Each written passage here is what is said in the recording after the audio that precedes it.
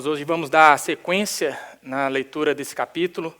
Vamos hoje, então, fechar o capítulo 2. Vamos ler dos versos 16 ao verso 23. Então, abra comigo e acompanhe a leitura da palavra de Deus com muita fé e atenção.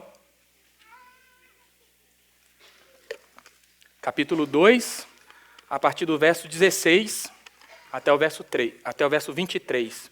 Depois de orarmos, lermos a palavra de Deus e orarmos, você pode tomar o seu assento. Então, diz assim a palavra de Deus.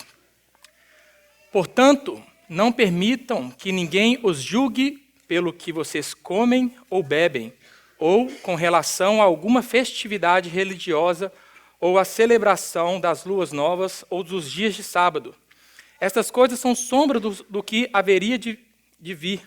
A realidade, porém, encontra-se em Cristo. Não permitam que ninguém que tenha prazer na falsa humildade e na adoração de anjos os impeça de alcançar o prêmio. Tal pessoa conta detalhadamente suas visões e sua mente carnal a torna orgulhosa. Trata-se de alguém que não está unido à cabeça, a partir da qual todo o corpo, sustentado e unido por seus ligamentos e juntas, efetua o crescimento dado por Deus. Já que vocês morreram com Cristo para os princípios elementares deste mundo, por que é que vocês, então, como se ainda pertencesse a Ele, se submetem a regras? Não manuseie, não prove, não toque. Todas essas coisas estão destinadas a perecer pelo uso, pois se baseiam em mandamentos e ensinos humanos. Essas regras têm, de fato, aparência de sabedoria, com sua pretensa religiosidade, falsa humildade e severidade com o corpo, mas não tem valor algum para refrear os impulsos da carne. Feche seus olhos, vamos orar ao Senhor mais uma vez, meus irmãos. Pai amado, Deus querido, nós somos imensamente gratos a Ti, por esta manhã podermos aqui, Senhor, livremente abrir a Tua palavra e meditarmos, ó Deus, nessas verdades que o Senhor deixou registrada a nós. Somos imensamente gratos como igreja podermos nos reunir aqui, cantar louvores ao Senhor, engrandecer o Teu santo nome e agora, Deus, nos depararmos com a Tua palavra. Então eu te peço que o Senhor me ajude, ó Pai, nesta manhã, nessa difícil tarefa, porque sempre será uma tarefa difícil, Senhor, porque nós estamos diante da Tua palavra, que é santa, verdadeira, eterna, e nós somos falhos, pecadores, miseráveis. Mas pedimos pela graça e a misericórdia do Senhor, que ilumine o nosso coração, ilumine os nossos pensamentos, para que essas palavras, ó Deus, possam entrar em nós, possam fazer morada em nossos corações e possa, Deus, causar o efeito pela qual ela é pregada, que é nos trazer conforto, nos trazer encorajamento, nos trazer ânimo, nos exortar, que esta mensagem, ó Deus, nessa manhã cause isso em nossos corações e que possamos sair daqui, ó Deus, meditando nessa palavra e reconhecendo a soberania, o senhorio do Senhor Jesus Cristo sobre nossas vidas. Eu te peço pela vida dos meus irmãos, te peço para aqueles que não puderam estar aqui nesta manhã, aqueles que estão longe, aqueles que talvez estão enfermos, e peço a Deus que o Senhor traga arrependimento àqueles que por negligência faltaram ao dia do Senhor. Que pela Tua graça e o Teu amor possamos todos ser alcançados pela Tua graça, pelo Teu amor, Senhor. Muito obrigado, nos abençoe nesta manhã, é o que eu oro, em nome de Jesus, Senhor. Amém. Podem se assentar, irmãos?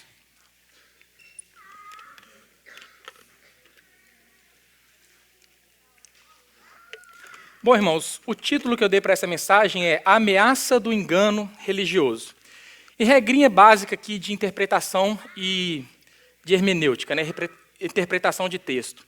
Nós sabemos que todas as vezes que nós começamos a leitura de algum texto com essa conjunção, portanto, ou entretanto, todavia, porém, todas as vezes que nós começamos a leitura de algum texto com essa conjunção, nós devemos, então, entender o contexto do que está sendo falado ali. E nós começamos aqui a leitura no verso 16, justamente com essa conjunção, portanto. Mas, portanto, o quê? O portanto aqui vem, então, como uma conjunção conclusiva. Ou seja, é o resultado, é a conclusão de um pensamento que Paulo veio desenvolvendo nos versos anteriores, que foi a mensagem, né, o tema da mensagem passada. Então, como de costume aqui, e como também já tem algum tempo desde a última mensagem, eu vou fazer aqui um breve resumo para que a gente pudesse entender e se lembrar qual foi todo o desenvolvimento do pensamento de Paulo, para que então ele chegasse agora no verso 16 com essa conclusão.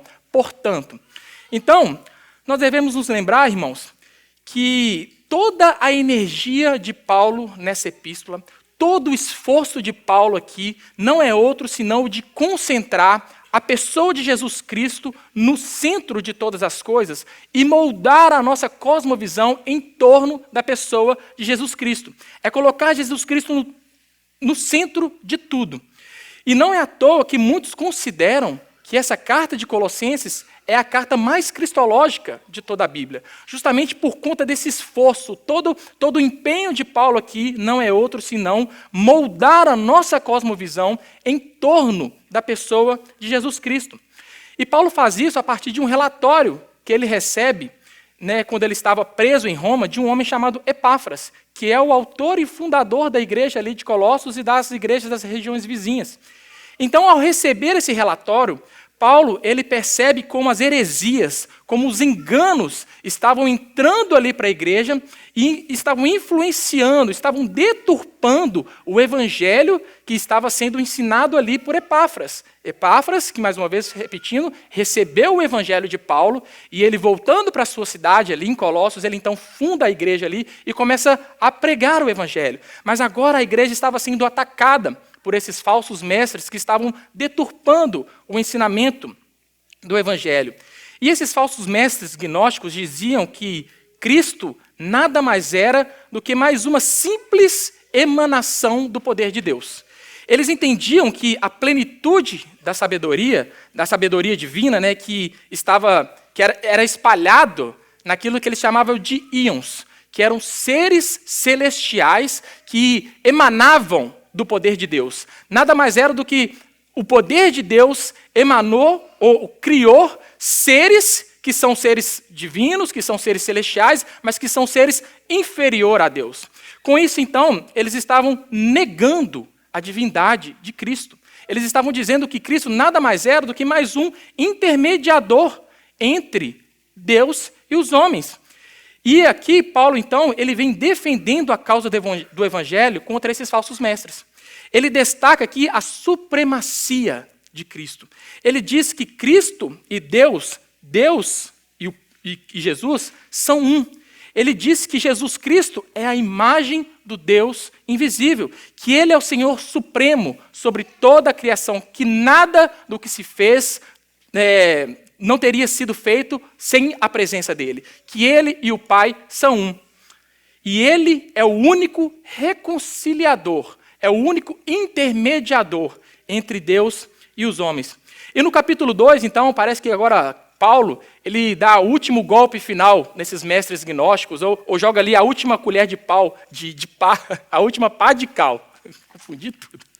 A última pá de cal, Vocês conhecem essa expressão, Que é jogar aquela última pá de cal ali em cima do túmulo, da pessoa. Então, ele joga ali essa última pá de cal em cima do túmulo desses mestres falsos, mestres gnósticos, dizendo que em Cristo habita corporalmente toda a plenitude da sabedoria divina. Algo que um mero ser criado, como eles diziam que Jesus Cristo era, seria incapaz de suportar. Porque qualquer ser criado, por mais santo, por mais belo, por mais poderoso que ele seja, é totalmente incapaz de suportar toda a plenitude divina. Seria o mesmo que dizer que o finito pode conter o infinito, a não ser que esse ser seja o próprio Deus. Então é isso que Paulo vai dizer, que em Cristo habita corporalmente toda a plenitude da sabedoria divina. Paulo está afirmando tanto a humanidade de Cristo quanto a divindade de Cristo. Que ele tem um corpo físico, assim como o nosso, mas que era algo que os gnósticos também não acreditavam, que eles negavam, porque eles acreditavam que o corpo, a matéria, é má. Então, sendo Deus bom, como ele poderia habitar num corpo mau? Então, eles diziam que o corpo era mau, então Paulo aqui afirma que em Cristo, no seu corpo, habita toda a plenitude de Deus. Isso, irmãos, realmente é um paradoxo difícil para a gente entender. É um paradoxo que é difícil da gente conseguir compreender. São duas verdades que elas andam juntas, elas não se cruzam, elas não se contradizem, elas caminham juntas, tanto a humanidade de Cristo quanto a divindade de Cristo. Porque Cristo não é 50% homem ou 50% Deus, como alguns até hoje acreditam. Ou que Cristo, ele uma hora se manifesta como Deus e outra hora ele se manifesta como homem. Não, Paulo aqui ele está afirmando que Cristo é ao mesmo tempo 100% homem e ao mesmo tempo 100% Deus. E sendo assim, irmão, 100% homem, Cristo, ele pode nos representar. Ele é capaz de assumir a nossa culpa, de assumir a nossa dívida, o nosso pecado. E sendo então 100% Deus, ele é o único capaz que pode pagar a nossa dívida. Ele é o único capaz que pode perdoar os nossos pecados. E é justamente isso que Paulo diz nos versos de 13 a 15 do versículo 2. Ele diz assim: quando vocês estavam mortos em pecados e na incircuncisão da sua carne, Deus os vivificou juntamente com Cristo.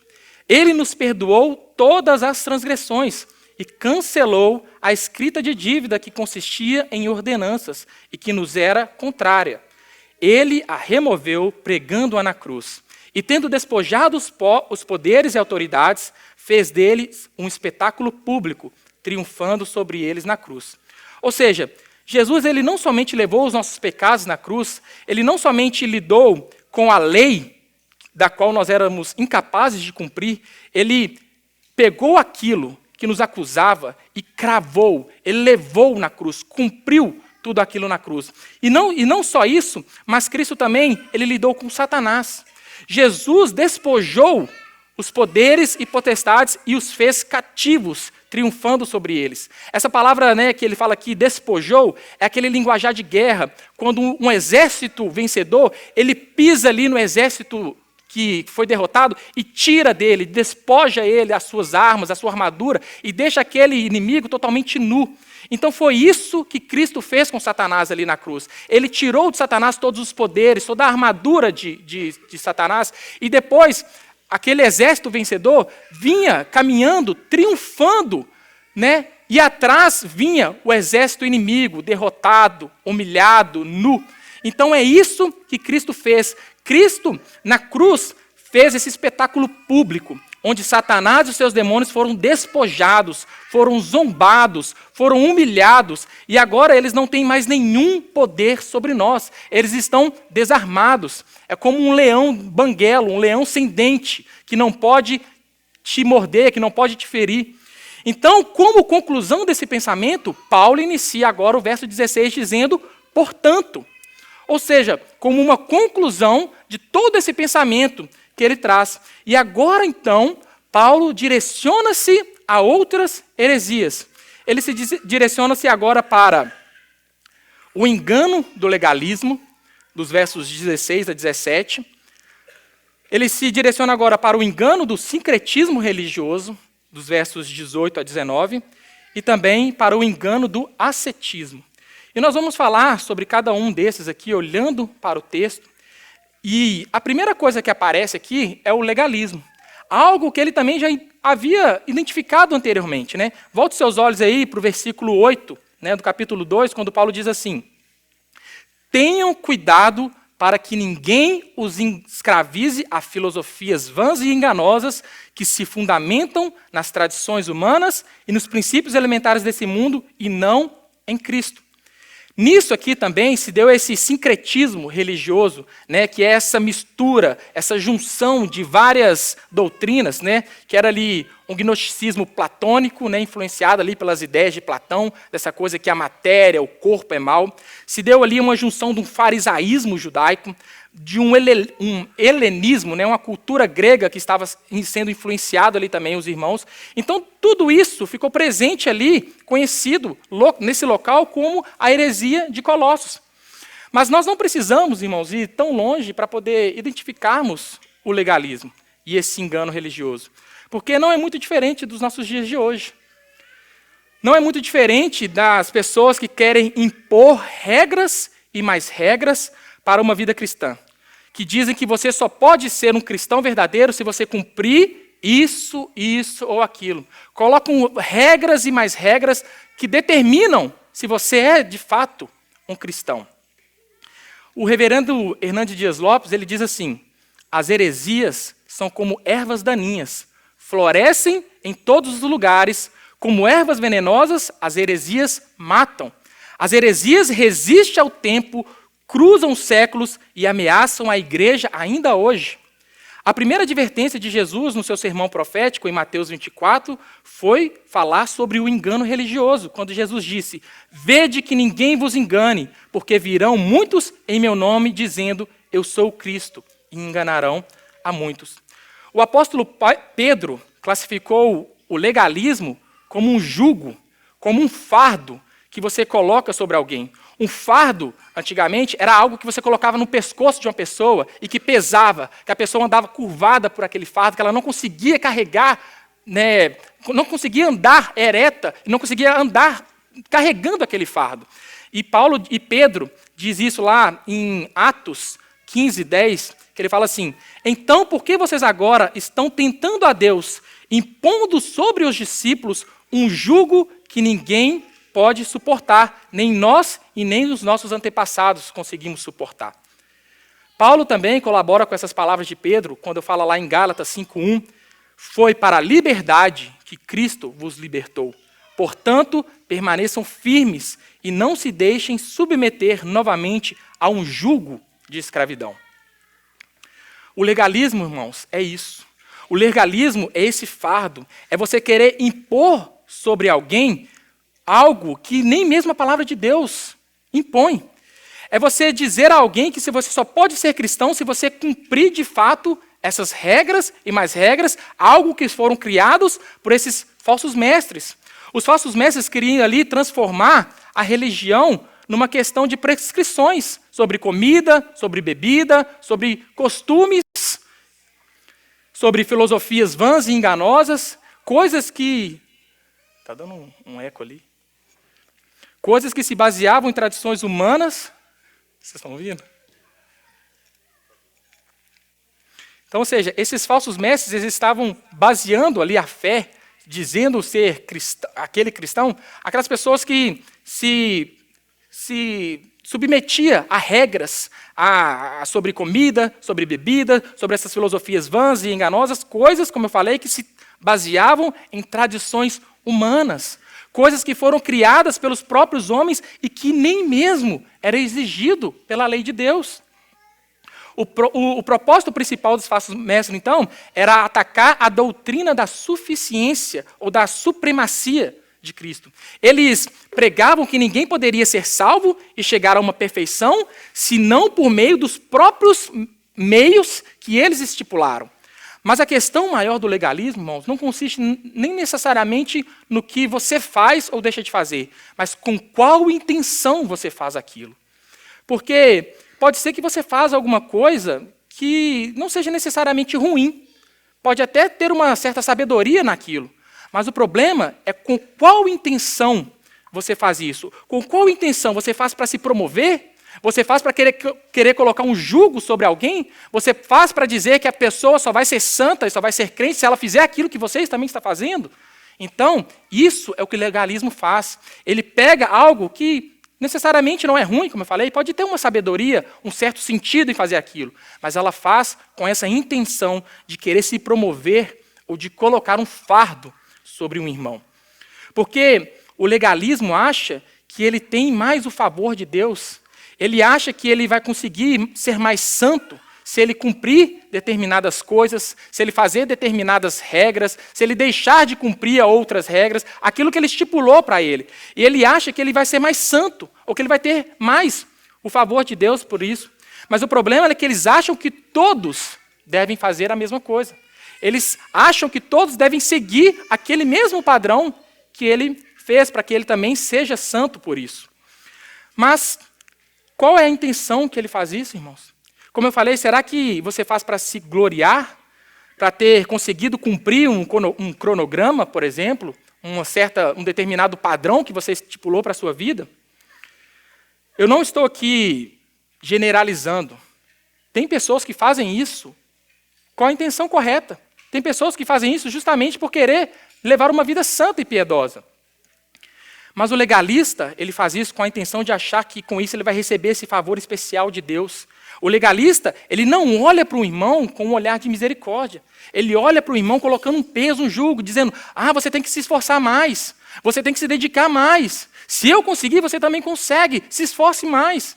Ele não olha para esse irmão com um olhar piedoso, com um olhar de graça, reconhecendo que também foi pela graça que ele recebeu. Ele acha que ele consegue receber e merece os méritos por aquilo que ele fez. E as pessoas, irmãos, estão presas nesses tipos de coisas. Não faça isso, não faça aquilo, você tem que cumprir determinada regra, você tem que fazer aquilo. Mas eu faço uma pergunta, onde foi que essas pessoas aprenderam isso? Onde foi que elas aprenderam a viver dessas regras? Infelizmente, irmãos, aprenderam nas igrejas. Aprenderam com falsos mestres legalistas que impõem isso sobre elas. Aprenderam isso ouvindo desses falsos mestres. O legalismo coloca, então, esse peso, irmãos, que ninguém consegue suportar. O legalismo mata. Assim como uma erva daninha, como disse o reverendo Hernandes Dias Lopes, o legalismo ou as heresias matam. O legalismo coloca um fardo sobre os homens que ninguém pode suportar. Porque eles acham que hoje eles podem estar cumprindo uma determinada regra e podem ser salvos, podem ser aceitos por Deus por estar fazendo aquilo, mas amanhã eles pecam, amanhã eles vão errar e eles vão viver sempre nessa busca de tentar querer fazer algo que agrade a Deus e eles vão viver presos nisso. E que triste é, irmãos, viver preso nessas coisas, pensando que hoje eu posso ser salvo pelas minhas próprias obras, mas amanhã eu não vou ser mais. E eu preciso, então, agora, desesperadamente fazer algo que agrade a Deus para que eu possa ser justificado. Agora, nós devemos tomar cuidado com uma palavrinha que Paulo diz aqui nesse versículo. Quando ele diz aí, portanto, não permitam que ninguém os julgue. Essa palavrinha, não julgue, parece que tem sido a palavrinha da moda. Parece a palavrinha que é a palavrinha da nossa geração, né? Principalmente daquelas pessoas, né, que são os incrédulos ou os adeptos da teologia da prosperidade, a teologia inclusiva, que fala que você não pode julgar o seu irmão. Não me julgue, ninguém pode me julgar, não me julgue, irmãos, não coloque peso sobre mim, não me julgue. A gente deve tomar um cuidado com essa palavra de não julgar, porque, obviamente, não é isso que Paulo está dizendo aqui. Não permita, quando Paulo fala aqui que não permita que ninguém os julgue, não significa, não quer dizer que você não pode chegar para um irmão e dizer, olha, meu irmão, toma cuidado, porque isso que você está fazendo é errado. Você chegar para um irmão e dizer que aquilo que ele está fazendo é pecado, que ele precisa se arrepender, que ele precisa buscar a Deus, isso não é legalismo. Isso não é querer colocar um jugo sobre outra pessoa. Isso, na verdade, irmãos, é demonstrar amor pelo seu irmão. Nós não podemos interpretar a Bíblia de acordo com as nossas próprias elucubrações mentais. Não podemos interpretar a Bíblia de acordo com as nossas próprias vontades. Nós devemos interpretar a Bíblia de acordo com a própria Bíblia, à luz da Bíblia. Ou seja, a Bíblia interpreta a Bíblia. E a Bíblia está cheia de exemplos que nos orienta a exortarmos os nossos irmãos. A Bíblia está cheia de exemplos que faz com que a gente chegue para o irmão e alerte ele sobre o pecado que ele está vivendo. Isso, irmãos, como eu falei, faz parte da vida cristã. Isso faz parte do discipulado. Então, apontar certas coisas como certas ou erradas, isso é simplesmente a busca por uma vida piedosa. É alguém que é zeloso pela palavra de Deus e faz desse dever a sua forma de vida. E busca fazer isso porque sabe que recebeu de graça. E também por amor ao irmão. Então, nós devemos sim exortar, fazer uma exortação piedosa, uma exortação amorosa aos nossos irmãos. Alertarmos aos nossos irmãos quanto ao perigo do pecado em que ele está vivendo. E isso não é ser legalista. Então, tome cuidado quando alguém chegar para você, não me julgue. Talvez essa pessoa está querendo simplesmente se esconder atrás do seu pecado. E nós devemos, sim, praticar aquilo que a Bíblia nos ensina a fazer, que é exortar os nossos irmãos. Como eu falei, isso não é legalismo, irmãos. Isso, na verdade, é um crente zeloso. Paulo aqui, ele vai identificar aquilo que ele diz quando fala para que não permita que ninguém o julgue. Ou seja, Paulo está falando em relação a não permita, que ninguém o julgue pelo que vocês comem, pelo que vocês bebem, com relação a alguma festividade religiosa ou a celebração das luas novas ou dos dias do sábado. Ou seja, tudo isso são coisas relacionadas ao Antigo Testamento. São costumes e leis cerimoniais que era aplicado ao povo da Antiga Aliança. E nós devemos nos lembrar, irmãos, mais uma vez, que os crentes ali de Colossos, eles não eram crentes de origem judaica. Eles não eram judeus. Eles foram convertidos ao cristianismo. Eles eram gentios que receberam o evangelho pregado ali por Epáfras e agora se converteram ao cristianismo. Eles não eram de origem judaicas. Mas os falsos mestres ali, eles estavam atacando esses irmãos, queriam impor sobre eles aquilo que era feito lá na Antiga Aliança. Eles queriam impor sobre eles o calendário judaico, eles queriam impor sobre eles o cardápio judaico, as festas judaicas, a circuncisão, todos os costumes que eram feitos na Antiga Aliança, os costumes dos judeus. Eles, além disso, queriam impor sobre eles aquilo que nem mesmo era o costume dos judeus. Eles queriam impor sobre eles algo que ia além daquilo que era exigido por Deus lá na Antiga Aliança. Coisas místicas, como, por exemplo, ele fala aqui do culto dos anjos, que nós vamos ver mais para frente. E que isso, essas coisas, já não são mais aplicadas a nós. Uma vez que o evangelho chegou até nós, nós não estamos mais debaixo da antiga, mas sim agora da nova aliança. Então tudo aquilo que era feito lá no passado, tudo aquilo que era feito lá na antiga aliança, apontava para uma realidade futura, que é o que Paulo diz no versículo 17. Ele diz assim: estas coisas são sombras do que haveria de vir. A realidade, porém, encontra-se em Cristo. A realidade chegou, o evangelho chegou, Cristo chegou. Paulo refuta os falsos mestres legalistas utilizando a ilustração do corpo e da sombra.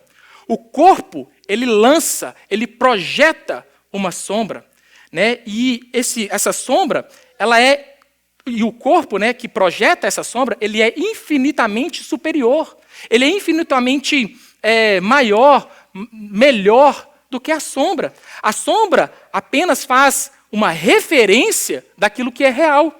A sombra, ela apenas faz uma referência ou ela reflete aquilo que é concreto. O corpo, porém, é muito maior, é muito mais importante do que a sombra. A sombra não é mais importante do que o corpo. O reverendo Hernandes Dias Lopes, também no seu livro de comentários, sobre essa carta de Colossenses, ele citando as palavras de um teólogo alemão chamado Werner de Boer, ele diz assim, vou ler para vocês aqui: um corpo lança sua sombra e pode ser reconhecido pela sombra, segundo o seu contorno. Assim, o mandamento do sábado de Israel também é apenas uma sombra do que haveria de vir. O verdadeiro corpo é de Cristo. Os mandamentos e regras dados a Israel eram tão somente a sombra projetada de uma coisa cuja realidade plena pertence somente a Cristo e chegou nele e com ele. Ou seja, a ideia aqui é como se tivesse uma luz bem forte atrás de mim. E essa luz, quando ela bate no meu corpo, ela reflete uma sombra, ela projeta uma sombra.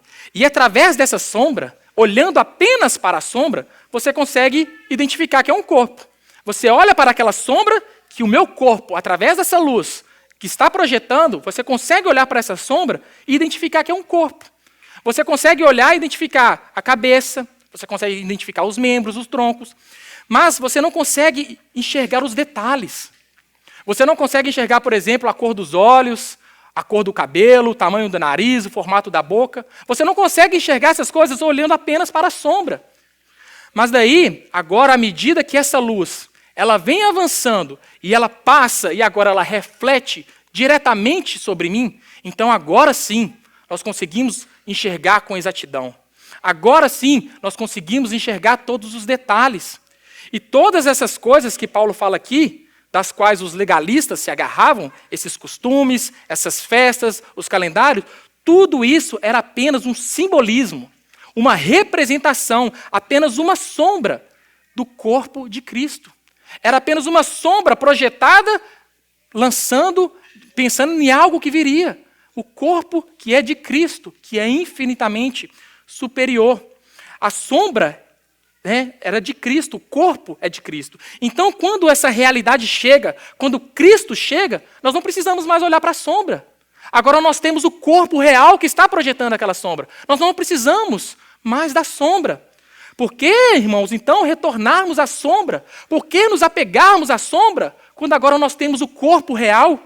Por que nos apegarmos a uma realidade inferior, quando nós temos agora o corpo que é infinitamente melhor? Isso significa, irmãos, que o ritual do Antigo Testamento nada mais era do que um mero esquema da realidade redentora do Novo Testamento, que apontava para Cristo. Essa realidade é que Paulo se refere quando ele diz sobre a esperança do Evangelho. A nossa esperança é Cristo. A nossa realidade se encontra em Cristo. Nós não precisamos mais da sombra, porque nós temos o corpo real. Sendo assim, irmãos, como nós poderemos, então, achar que é algo indispensável o submeter a regras, a preceitos, a costumes, a faça isso, a não faça aquilo, quando aquele que foi anunciado lá no Antigo Testamento ofereceu a si mesmo como sendo o nosso pão da vida, como sendo o nosso Salvador? Por que nos apegarmos a essas coisas, as regras e mais regras, quando nós temos o Senhor Jesus que se ofereceu por nós? E se tratando de festas religiosas, como nós podemos considerar a Páscoa, por exemplo, como sendo uma observância necessária para a perfeição espiritual, assim como fazem os judeus, sendo que a nossa Páscoa, o Cordeiro de Deus, já foi crucificado por nós. E que justificativa, irmãos, nós temos para querer impor sobre aqueles que se convertem ao cristianismo, para que eles observem o sábado judeu, como fazem os testemunhas, os adventistas do sétimo dia, sendo que Jesus Cristo, que é aquele que nos traz o descanso, ele clama para que todos nós venhamos até ele. Ele é o nosso descanso, ele é o nosso alimento, ele é a nossa salvação. E agora, irmãos, eu fico pensando e me questionando. Por que o legalismo, com todas essas leis, com todas essa regra, com toda essa rigidez, por que o legalismo ele é tão popular e tão aceito nas igrejas hoje em dia? E a conclusão que eu cheguei, irmãos, é que dentro desse sistema legalista é possível medir a sua espiritualidade.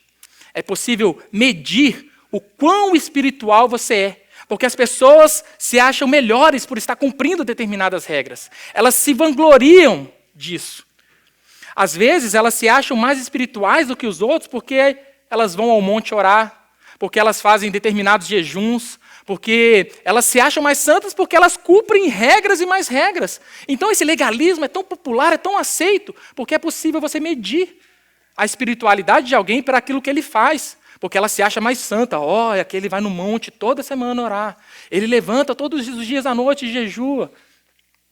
Por qualquer outro motivo que as pessoas fazem, achando que com aquilo elas vão conseguir um favor maior de Deus por estarem cumprindo essas determinadas regras. Mas o que o apóstolo Paulo ensina aqui para a gente, nesses versículos, é que a pessoa que se baseia nisso, ela está totalmente fora do corpo.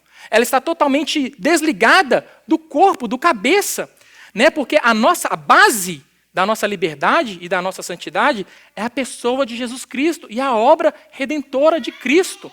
Ou seja, somente então, depois que Paulo disse tudo isso que nós vimos aí no resumo que eu fiz, nos versos anteriores, quando ele diz que Cristo triunfou sobre os nossos pecados, que Cristo pagou a nossa dívida, que Cristo nos deu perdão, que Cristo triunfou sobre Satanás e fez dele um espetáculo público, só então, depois de tudo isso, é que ele diz que ninguém o julgue, porque todas essas coisas são sombras do que haveria de vir, que Jesus Cristo, ele levou sobre si aquilo que nos condenava. Então, por isso que Paulo fala isso, que ele fala aqui, não permita que ninguém os julgue por essa falsa religião ou esse engano do legalismo que eles criam. Portanto, nós não temos nenhum motivo, irmãos, para nos vangloriarmos. Nós não temos nenhum motivo para achar que nós somos mais santos, mais espirituais, por querer cumprir determinadas regras, e não devemos impor isso a ninguém. Se nós já morremos com Cristo, nós fomos também ressuscitados com Cristo. Nós somos servos de Cristo, e somente em Cristo nós temos o perdão dos nossos pecados, não pelaquilo que a gente cumpre, não pelaquilo que a gente faz. Agora, Paulo trata de outra heresia, o engano do sincretismo. E ele diz aí, nos versos 18 e 19, não permitam que ninguém que tenha prazer numa falsa humildade e na adoração de anjos os impeça de alcançar o prêmio. Tal pessoa conta detalhadamente suas visões e sua mente carnal a torna orgulhosa. Trata-se de alguém que não está unido à cabeça, a partir do qual todo o corpo, sustentado e unido por seus ligamentos e juntas, efetua o crescimento dado por Deus. E eu quero destacar aqui 4 pontos em relação a esse engano do sincretismo. O primeiro ponto, o primeiro lugar, é a natureza do sincretismo. Os falsos mestres que estavam atacando ali a igreja de Colossos, eles não eram apenas legalistas, mas eles eram também sincretistas.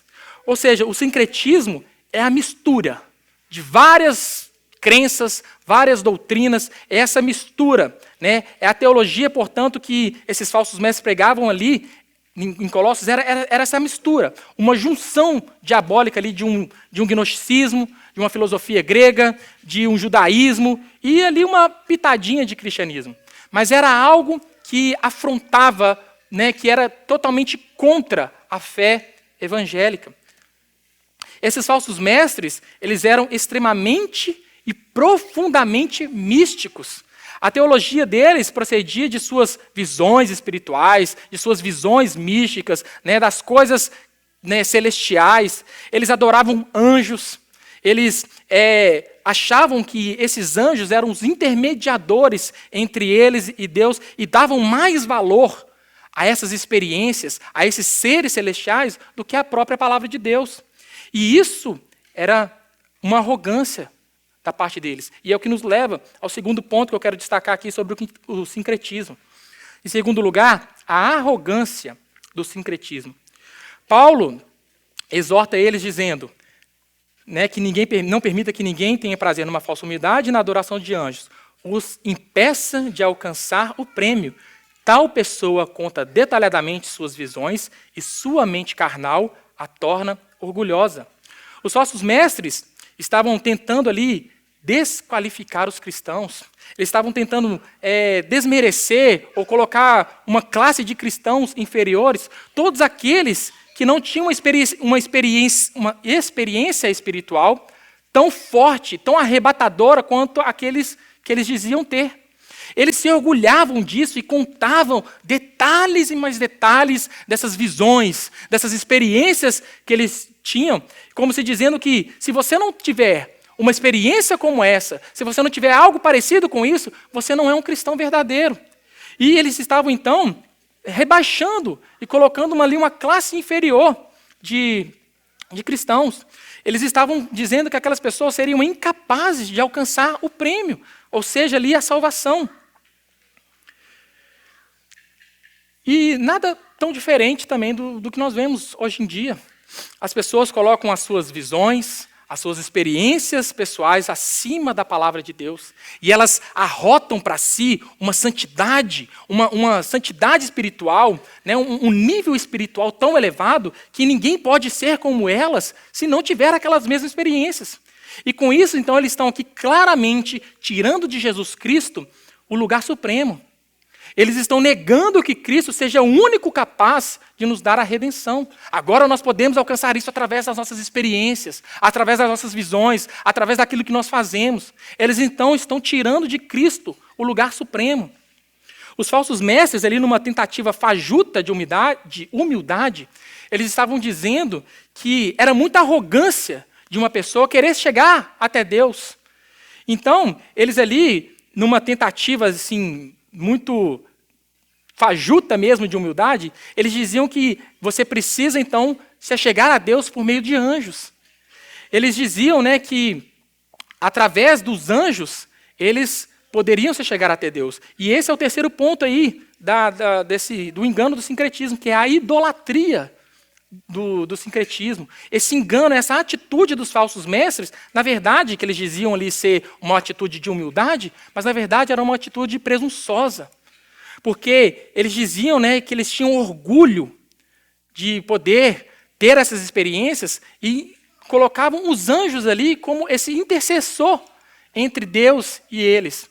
É como uma pessoa que fala assim, nossa, eu tenho orgulho da minha humildade.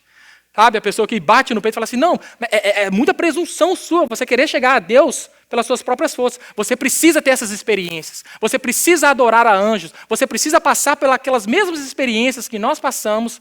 Ou seja, eles estão ali querendo demonstrar uma humildade, mas na verdade eles estão sendo arrogantes.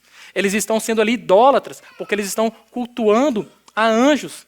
Então, essa falsa humildade do sincretismo, porque na verdade eles estavam se orgulhando. Eles eram orgulhosos. Eles ensinavam que as pessoas não poderiam ir direto a Deus, enquanto eles mesmos se vangloriavam das suas visões, das suas experiências místicas. E com isso, né, eles faziam esse culto a anjos, a esses seres celestiais. E fazendo isso, cultuando a esses anjos, eles caíam no mesmo erro da idolatria daqueles que ainda hoje chegam a Deus por intermédio de Maria, por meio de qualquer criatura criada que não seja o próprio Senhor Jesus. Porque a palavra de Deus ela é bem clara quando diz lá em 1 Timóteo que só existe um intermediador entre Deus e o homem, a saber, Jesus Cristo, homem. O próprio Senhor Jesus disse isso lá em João 14,6, quando ele fala que eu sou o caminho, a verdade e a vida. Ninguém vem ao Pai senão por mim. Então nós não podemos, irmão, né, adorar essas criaturas achando que elas são esse intermediador entre Deus e os homens. Nós podemos, sim, nos achegar diante de Deus, mas não com orgulho, mas não com presunção ou achando que nós somos melhores por isso. Nós devemos fazer isso porque foi isso que Cristo conquistou por nós na cruz.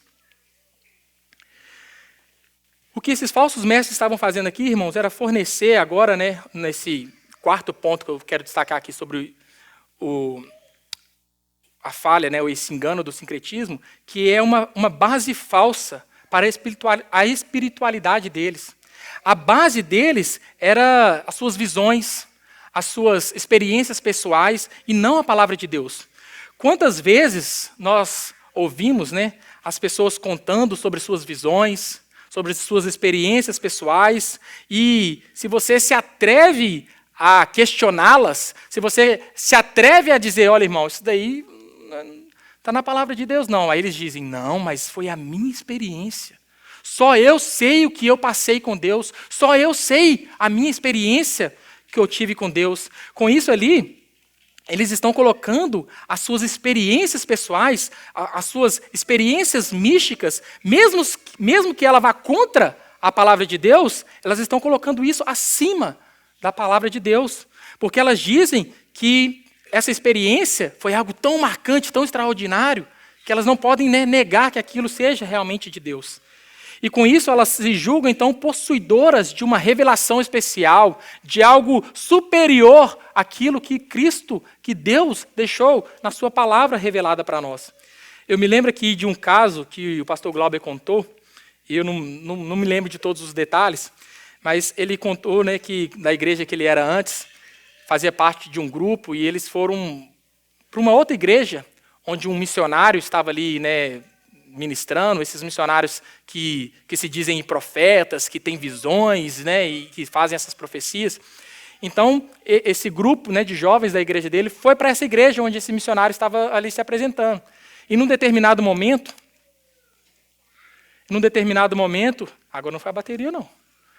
E num determinado momento, esses jovens, esse missionário, vira para uma dessas mulheres e fala para ela assim, eis que o Senhor está te dando a unção do reboliço espiritual. E aquela mulher achou aquilo incrível, né? Nossa, a unção do reboliço espiritual. Mas aí, quando eles estavam indo embora, um jovem, né, mais experiente lá do grupo deles, chegou para aquela mulher e disse assim, olha, não é por nada não, irmã, mas essa questão de reboliço espiritual, isso não existe não. Isso não está na palavra de Deus não. Então a mulher vira e fala assim, olha, se está na palavra de Deus eu não sei, mas deve ser de Deus, porque ele que é homem de Deus falou, então é verdade. Ou seja, as pessoas preferem ficar com as suas experiências místicas, com aquilo que elas ouvem, com aquilo que elas passam, porque isso mexe tanto com elas que elas se baseiam tanto nisso a ponto de desprezar a palavra de Deus. Por mais que aquele rapaz falou, oh, isso daí não é de Deus não, o que é isso, esse negócio estranho de unção do reboliço espiritual. Mas ela disse, ele que é homem de Deus falou, então deve ser verdade. Eu nunca tive, para falar a verdade, uma experiência marcante, uma experiência assim, extraordinária com Deus, de ouvir a voz de Deus, de ter visões. A Priscila ela já teve bastante. Se vocês conversarem com ela, ela contar tudo que ela já viveu, principalmente no período que ela fazia evangelismo, eu acho que ela escandaliza até alguns aqui. Mas a questão é que a gente não baseia a nossa fé nessas experiências. Não são essas experiências, não são essas visões, essas coisas místicas que baseiam a nossa fé. A nossa fé, irmãos, está baseada naquilo que a palavra de Deus diz. Como o nome já diz, isso são experiências pessoais. Nós não podemos e não devemos fazer doutrina disso. Nós não podemos fazer o evangelho, basear o nosso evangelho em cima de visões, em cima de experiências místicas. Não é assim que Deus fala com o seu povo. A nossa fé está baseada, está fundada na palavra de Deus. E se Deus quiser, Ele pode te dar alguma experiência e fazer com que você tenha uma experiência sobrenatural. Mas essa não é a base da nossa fé. A forma como Deus fala conosco é através da sua palavra. E você não deve achar que você é mais crente, ou também o contrário, que você é menos crente, se você não passar por esse tipo de experiência. Eu não estou aqui também querendo diminuir a Deus. Como eu disse, Deus ele pode sim ainda hoje falar com o seu povo. Ele pode sim te dar uma experiência. Mas não é essa a base da nossa fé. Na cruz, Cristo morreu por nós. E é nisso que nós baseamos a nossa fé. Naquilo que Deus deixou revelado para nós. E essa é a maneira de Deus falar com o seu povo. Devemos então tomar cuidado quando alguém chega falando que tem uma nova revelação, que tem algo novo para dizer, por mais que ela tenha passado por uma experiência espiritual tão forte, mas que não está baseada na palavra de Deus, nós devemos rejeitar isso. Não é assim que nós vemos que Deus se revela com o seu povo. Mas a verdade, o que Paulo diz aqui, é que essas pessoas que agem assim, que arrotam para si essa espiritualidade, que na verdade é uma falsa humildade, elas estão longe de Cristo. Elas não estão unidos à cabeça e muito menos ao corpo de Cristo. Agora, irmãos, o que eu quero destacar aqui é o engano do ascetismo. Paulo, até aqui, então, ele já condenou o gnosticismo, ele condenou o legalismo, ele condenou o sincretismo, e agora Paulo condena o engano do ascetismo. Talvez ascetismo possa ser algo novo, é uma palavra nova para muitos. E o que na verdade é o ascetismo? O ascetismo na verdade, é uma vertente, uma espécie de legalismo, é uma junção do legalismo, que é a crença de que você pode alcançar a espiritualidade por deixar de fazer certas coisas, e a junção, a mistura do gnosticismo, que acredita que o corpo e a matéria são ruins, e com isso nós devemos então mortificar o nosso corpo, nós devemos nos flagelar o nosso corpo, nós não podemos dar prazer ao nosso corpo. O ascetismo, portanto, é a religião de aparências, é a religião do não, é a crença de que nós podemos agradar a Deus cumprindo uma regra, uma lista de nãos. E Paulo, ele sintetiza aqui o ascetismo com 3 pontos, 3 proibições, que ele diz aí no versículo 21. Não manuseie, não prove, não toque. Mais uma vez, irmãos, não é nada diferente do que nós vemos nos nossos dias atuais. As pessoas, elas até criam um estereótipo do que é ser um cristão. Um cristão é aquele que não bebe, Um cristão é aquele que não fuma, um cristão é aquele que não faz tatuagem, o cristão é aquele que não tem relação sexual antes do casamento, e várias outras regras de não e não e não, para que você possa se tornar um cristão verdadeiro. E a lista de regras daquilo que um cristão pode e principalmente daquilo que ele não pode fazer.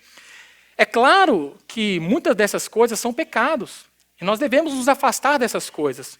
Nós devemos buscar, sim, ter zelo com o nosso corpo, cuidar do nosso corpo como sendo o templo do Espírito Santo. Mas aqueles que caem nessa teia do ascetismo e buscam viver suas vidas simplesmente por cumprir essa lista de nãos, eles, fazendo isso, acham que podem agradar a Deus. Na verdade, irmãos, eles acabam se tornando escravos dessas próprias regras. Eles acabam se tornando escravos dessa lista de nãos que eles criam. E Paulo, no verso 23, ele diz assim: essas regras têm, de fato, aparência de sabedoria, com sua pretensa religiosidade, falsa humildade e severidade com o corpo, mas não têm valor algum para refrear os impulsos da carne. E esse engano do ascetismo foi um erro muito comum cometido ali no período da Idade Média. As pessoas ali, elas tinham essa ideia, né, essa ideia enganosa de que a matéria, que o corpo é mau. Então, elas buscavam, através de flagelar os seus corpos, de vestir roupas de pele de animais, de dormir em camas duras, de fazer jejuns muito longos, elas achavam que com isso elas estavam conseguindo alcançar o favor de Deus. Elas faziam essas coisas achando que assim elas poderiam mortificar a sua carne, o seu corpo que é mau, a fim de agradar a Deus. E foi daí que surgiu também aquela ideia do celibato dos padres.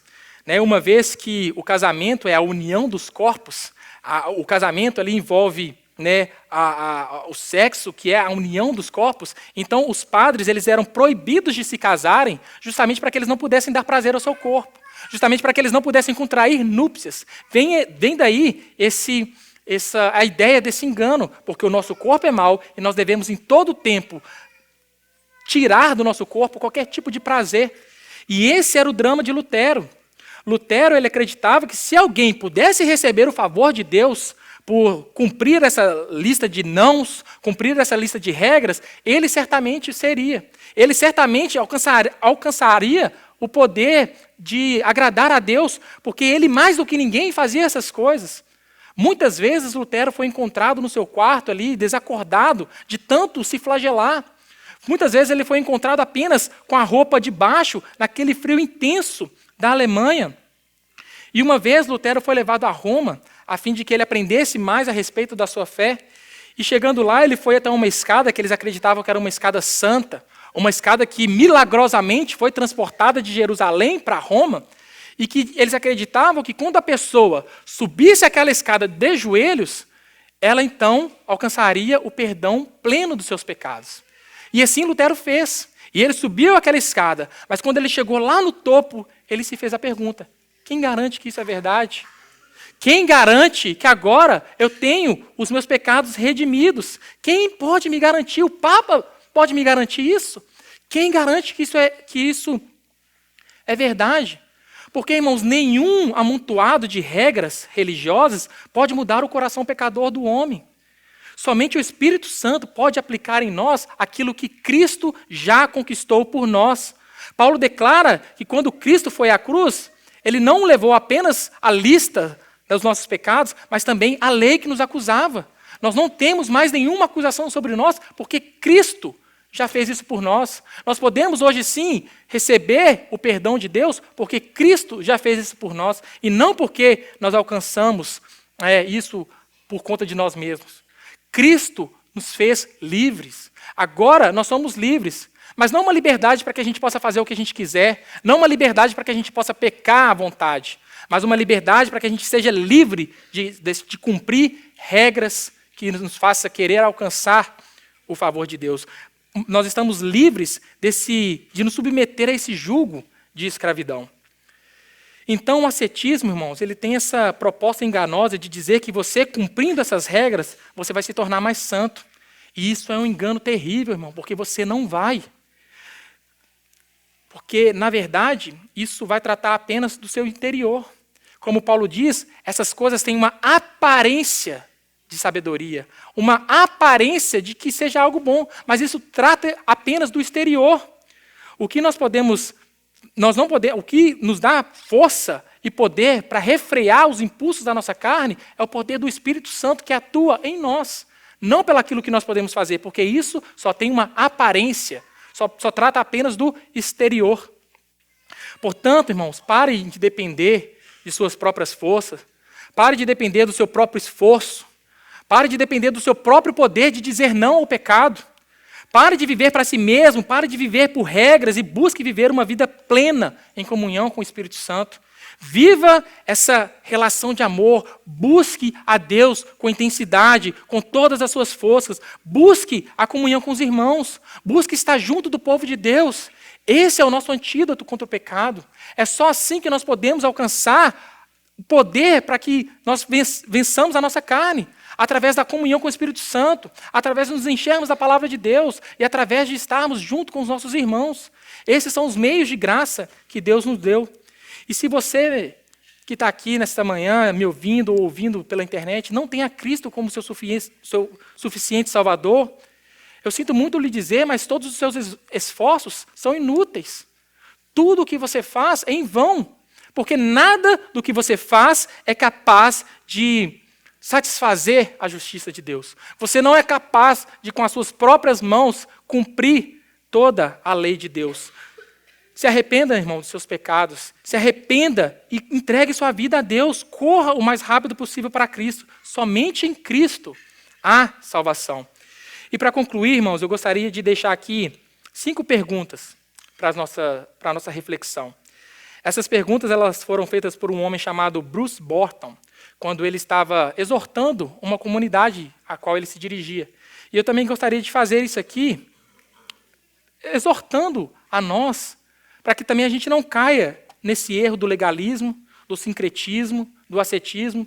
Nós não podemos e não devemos cometer o erro de achar que essas coisas estão longe de nós, porque todos nós aqui estamos sujeitos a essas coisas. Então nós devemos tomar cuidado com isso. E eu gostaria de exortar os irmãos aqui com essas mesmas perguntas, trazendo essa reflexão a nós. E ele faz essa pergunta: esse grupo religioso, então quando a gente olhar aqui, esse grupo religioso, aplique isso a nós, a esse grupo, a essa comunidade. Esse grupo religioso está enfatizando a graça de Deus ou regras feitas pelos homens? Todas as vezes que nós enfatizamos mais as regras do que a graça de Deus, nós estamos correndo sérios perigos. Agora, com isso também, não quer dizer que toda regra é ruim. Como eu falei, dizer que algo é certo ou errado, isso não necessariamente é legalismo. Você certamente coloca regras na sua casa, você é rigoroso com a regra com seus filhos. E nós devemos ser assim, com a nossa vida espiritual. Mas nós não devemos nos apegar a isso. Nós não devemos achar que com isso, que isso seja algo meritório. Nós não devemos achar que, por cumprir essas regras, nós alcançamos a graça de Deus. Nós devemos, portanto, então, enfatizar mais a graça de Deus. A segunda pergunta ele faz: esse grupo religioso tem uma vida disciplinada ou julga impiedosamente os outros? Quando nós entendemos, irmãos, que nós não podemos nos tornar santos por nós mesmos, que tudo que a gente faz, toda a nossa força, ela é insuficiente, nós não temos direito algum de querer julgar os outros. Nós não temos direito algum de querer sermos impiedosamente críticos dos outros, a ponto de pensar que nós somos superiores a eles. Nós devemos olhar para esse irmão com um olhar de compaixão, com um olhar de misericórdia, e pensar que talvez aquele pecado que o irmão tem, ele seja diferente do pecado que Cristo já perdoou em mim.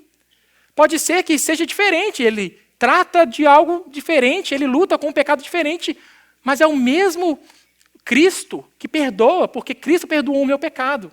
Então eu também devo olhar com esse olhar de graça e misericórdia para esse irmão. Esse grupo religioso coloca a sua ênfase na palavra de Deus ou em fórmulas, conhecimento secreto e visões especiais? Existem várias religiões, irmãos, que dizem ter essa outra revelação, algo a mais a ser dado, além daquilo que a palavra de Deus nos diz. Então nós devemos aqui, como Paulo fala lá em Gálatas que mesmo alguém, que mesmo nós, ou até mesmo algum anjo, que chegue pregando um evangelho diferente daquele que já está apresentado na palavra de Deus, nós devemos considerar como anátema. Nós devemos considerar como maldição, porque a palavra de Deus, ela já está completa e final. Ela já está, tudo aquilo que Deus quis revelar a nós, já está aqui completo em nossas mãos. E nós não precisamos, irmãos, passar por atualizações. A Bíblia não precisa passar por atualizações, como dizem, alguns liberais. Esse grupo religioso exalta Cristo e sua obra ou os observadores das regras? Então, a pergunta aqui é o seguinte: quem é mais importante? Quem é mais importante para o cristão? Quem é o modelo do cristão? Será que o modelo do cristão é Cristo? Ou é aquele santarrão, aquele que diz que cumpre todas as regras, aquele que se coloca como superior? Nós devemos vigiar os nossos pensamentos para que a gente não coloque no outro aquilo que só nós podemos encontrar em Cristo. Então nós devemos ter Cristo como o nosso modelo, o nosso supremo e perfeito modelo. E a última pergunta: esse grupo religioso reconhece e valoriza a igreja de Cristo ou exalta apenas o seu grupo? Uma coisa muito particular desses grupos religiosos é que eles acreditam que apenas eles têm a salvação. Apenas eles têm o conhecimento secreto que leva a Deus. E todos aqueles que não praticam as suas obras, todos aqueles que não fazem aquilo que eles fazem, estão distantes de Deus, estão no erro de Deus. Então nós devemos pensar, irmãos, que a igreja de Cristo, ela é maior do que a nossa igreja local. Nós, sim, fazemos parte da igreja de Cristo, nós fazemos parte daquilo que Cristo fez por nós e derramou sangue pela sua igreja, e nós reconhecemos a nossa igreja local como sendo parte desse corpo de Cristo, e graças a Deus por isso. Mas a igreja de Cristo, ela é maior do que a placa da nossa igreja. E nós devemos reconhecer que todos aqueles que confessam a Cristo como seu suficiente Salvador, fazem parte dessa igreja universal de Cristo. Todos aqueles que têm a sua fé firmada naquilo que nós chamamos de inegociável, que tem a Cristo como seu Senhor e Salvador, que reconhece ao Deus triuno, como nós cantamos aqui, esses são nossos irmãos. Nós não estamos aqui fechados e limitados apenas no nosso grupo, como faziam esses grupos religiosos que enganavam a muitos. Então é isso, irmãos, que eu queria deixar para nós essa manhã, que possamos refletir nessas perguntas e que possamos aqui pedir a Deus que nos livre de sermos legalistas, de querer impor sobre outros regras, de querer aplicar nos outros aquilo que para nós pode ser algo certo, aquilo que nos faz nos achegar a Deus, que na nossa busca por uma santidade nós fazemos, mas que nós não devemos querer impor isso aos outros e não achar que nós somos mais santos por isso. Nós devemos nos livrar de todo o engano que diz que todos os caminhos levam a Deus. Nós devemos nos livrar de todos aqueles intermediadores, porque Cristo diz que somente Ele é o caminho, a verdade e a vida. E por fim, nós devemos nos livrar aqui desse ascetismo, de achar que por cumprir um determinado grupo de nãos, de querer impor isso sobre os outros, nós somos mais santos. Então que Deus nos ajude, irmãos, que possamos viver a nossa vida centrado naquilo que Cristo fez por nós, que possamos ter esse entendimento que na cruz, Cristo levou as nossas dívidas, os nossos pecados, e Ele despojou Satanás e os seus inimigos. Que possamos nos agarrar nisso, irmãos. Esta é a minha oração nesta manhã. Eu convido os irmãos a se colocarem de pé para nós orarmos ao Senhor e louvarmos ao Senhor com mais uma canção, dizendo que somente Cristo é exaltado, somente Ele é digno de toda a honra e toda a glória.